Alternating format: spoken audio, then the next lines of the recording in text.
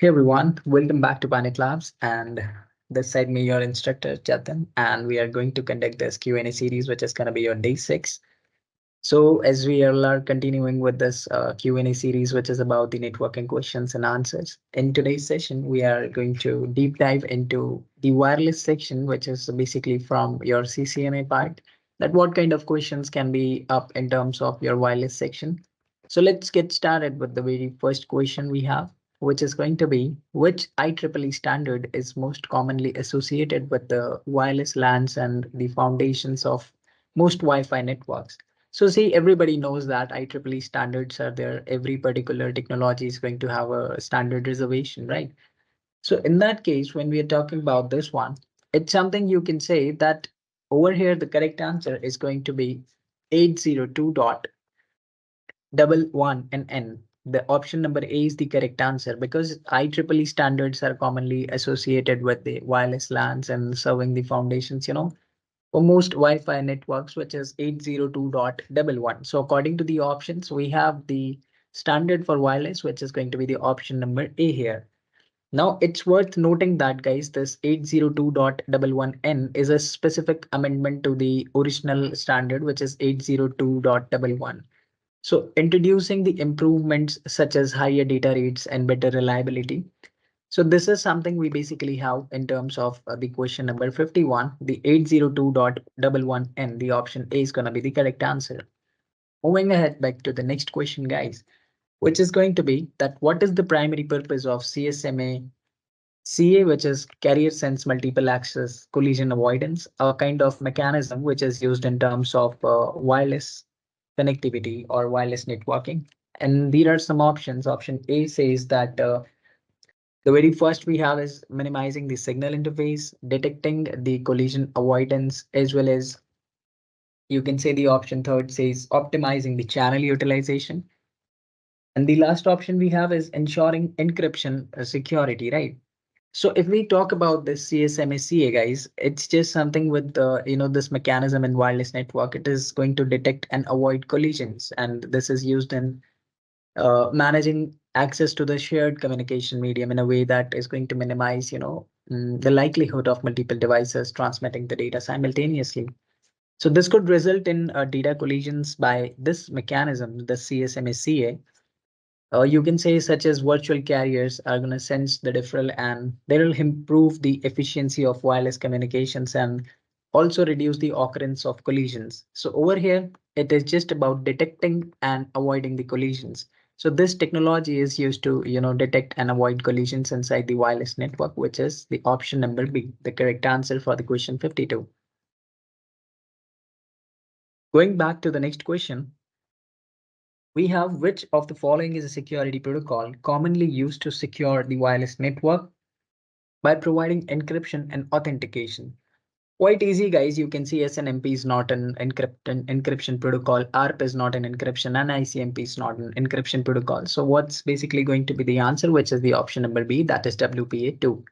So we can say that by using this WPA2, we enhance the security of wireless communication by using the protocols like AES, which is Advanced Encryption Standard, which is going to be there for data encryption and providing a stronger authentication mechanism compared to its procedures WP. So if you have any questions on this particular part, we do have a blog for wireless section that we will be sharing with you guys in the description box. You can check that later on. So the correct answer for this question is going to be the option number B, which is WPA2. Now back to the question number 54. That says what role does the wireless access point plays inside the network? So everybody knows that what's a wireless access point. In case if you don't know, it's just a kind of device which plays the role of connecting wireless devices to a wired network, which acts as a bridge between wireless and wireless segments of a network. It allows you to communicate in devices, servers, and any other kind of end device which do have wireless connectivity. You can get the centralized connectivity over here in terms of WAP. So we have some options. A says managing the routing between different subnets. No, not really, because that's the work of router. Option C says connect the wireless devices for wired network. Option B says provides a wired connection to the internet. No. Option D says monitors the network performance. Not really. It's not a kind of monitoring tool. It's not that. The correct answer is going to be the option number C, that says connects the wireless devices for wired networks, because we'll be getting a kind of bridge in between the wireless and wired segments of the network, which allows laptops and tablets, and other devices to communicate with the rest of the network through the wired infrastructure. So C is going to be the correct answer for this. Back to the question number 55. It says, which one of the following is using MIMO, which is multiple input, multiple output over here? So in terms of this MIMO, it's a kind of technology, guys, when we talk about this, which in wireless communication over here, it is going to, increase the data transfer rates. So it involves the use of multiple antennas for both transmitting and receiving the data, which allows parallel transmission of multiple data streams. We have some options here. Reduced power consumption. No, not really. B says increasing the data transfer rate. Yes, it can be. Enhances network security. No, not really. And improves the signal range. So there is a confusion between the option number B and D here, because as I said, that it is going to increase the data transfer rate for sure, which means the parallel transmission will be increased, and accordingly, the overall data transfer rate will be enhanced and the efficiency of wireless communication system will be better. So here we can say, according to these options, the option number B is going to be the correct answer, which is increasing the data transfer rates. Then after this, we have the next question. Let's move towards the next question, which is 56. What's the purpose of SSID in wireless networks? Guys, SSID is pretty much nothing, but it's just in simple terms, if we say it's the name of the network. Suppose if you are connecting to any wireless network, for sure, there will be a name for the network.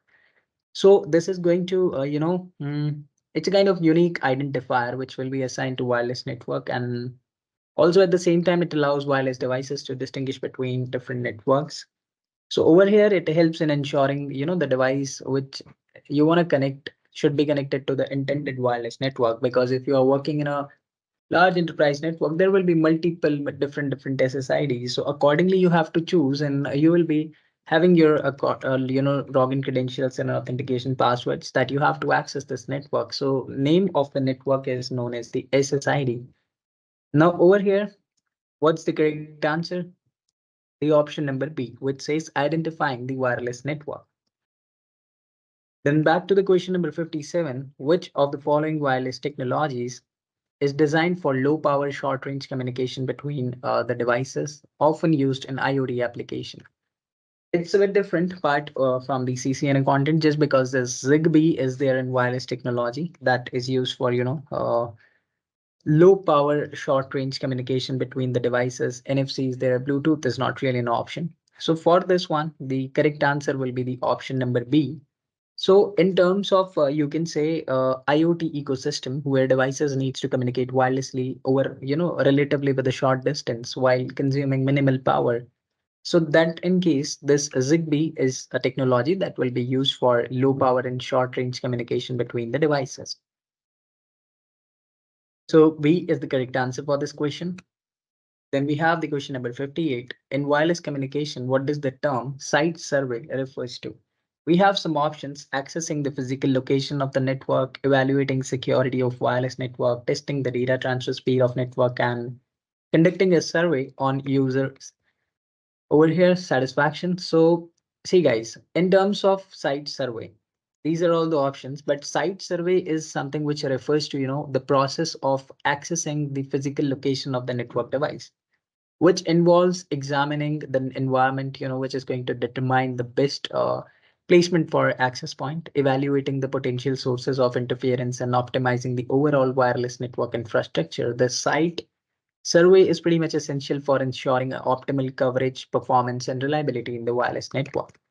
So over here, we can say for this question number 58, we are going to have the correct answer, which is option number A, accessing the physical location of the network device.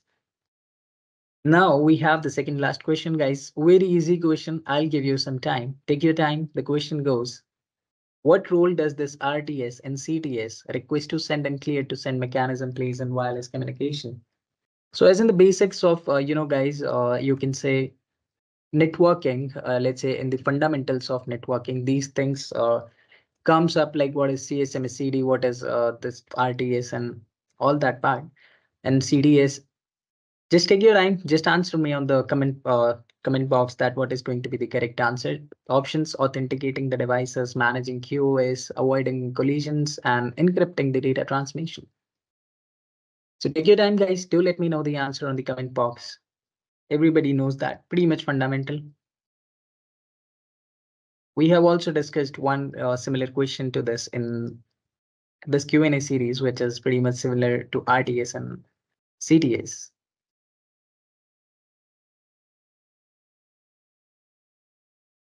All right, guys, the correct answer is going to be the option number C, means avoiding collisions in the hidden node scenarios. Means you can say it's just a kind of mechanism, this RTS and CTS. In wireless communication, it will be used to avoid collisions in hidden node scenarios, as the option C says. So hidden nodes are the devices in the wireless network, guys, that cannot connect directly and sense each other. So this mechanism helps in preventing collisions that might occur when two or more hidden nodes are simultaneously trying to, transmit the data. So in short, you can say it's just a process where a node sends an RTS frame to, request the permission to transmit, and if it is granted, it receives the CTS frame indicating that the channel is clear. So this helps in coordinating the transmission and reducing, the chance of collisions inside the network. So that is it with the second last question. Moving ahead to the last question of this Q&A series, guys. What functions of a wireless repeater in a Wi-Fi network is? So over here, there are some options. What is wireless repeater? Everybody knows what is a repeater. So in short, you know that what's going to be the answer for this. So just write the answer, guys. I'm expecting at least 2-3 answers from every one of you on the comment box. And then I'll answer the correct one, which will be the correct from all these 4 options, be it A, B, and C, D.